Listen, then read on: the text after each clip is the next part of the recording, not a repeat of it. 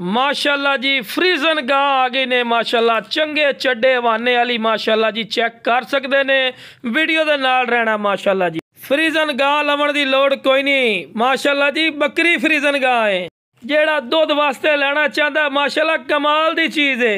गां दा वाना चड्डा नहीं बकरी दा वाना चड्डा है पिया जी। अस्सलाम वालेकुम वरहमतुल्लाहि वबरकातुहू। जनाब अज माशाल्लाह जी बकरी आ गई ने बड़े कमाल दी बकरी है पई ते बड़े दोस्तों की फरमाइश भी आई कि फौजी बिरा बकरी लिया दो जेड़े चंगे हवाने चड्डे दे विच होवे ते चंगे हाइट कद वाली। ते अज जनाब चंगे हाइट कद वाली बकरी आ गई ने।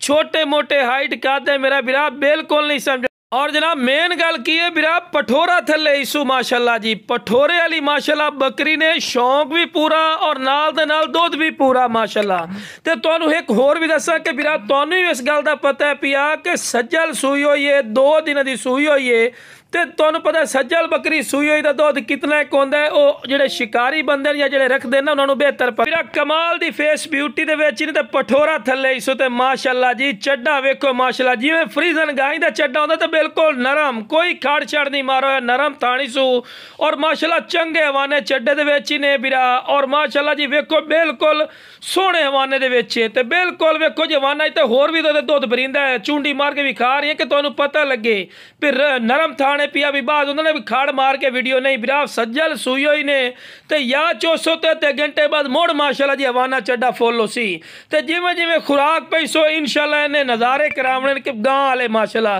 वेखो जी गां लवण दा फायदा कोई नहीं इंशाल्लाह जितनी एक माशाल्लाह बकरी है ना गां जिन्ना दुध देंदी है माशाल्लाह।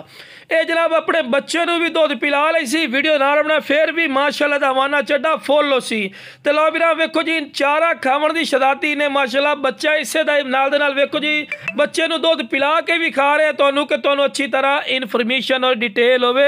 इहो जी अगर माशाल्लाह बकरी बिरा मंडी चले जाओ ना तो लाख 1 लाख 10 हज़ार रुपया डिमांड कर लेंदे लेकिन बिरा अपनी वो डिमांड नहीं होनी पठोरा इकल्ला ही पल गया ना तो इस बकरी के पैसे पूरे कर जासी जितना माशाल्लाह बकरी का दुध देना पठोरा इंशाल्लाह चंगे नोट दे सी। तो लो बिरा टोर फिर के भी खा रहे हैं कि सेहतमंद और एक्टिव बच्चा रज के दुध पी लिया वे कल साइड से खलोता है तो फिर भी माशाल्लाह हवाने चड्डे दे विच कम अज कम किलो 1.5 किलो दुध वधा भी है।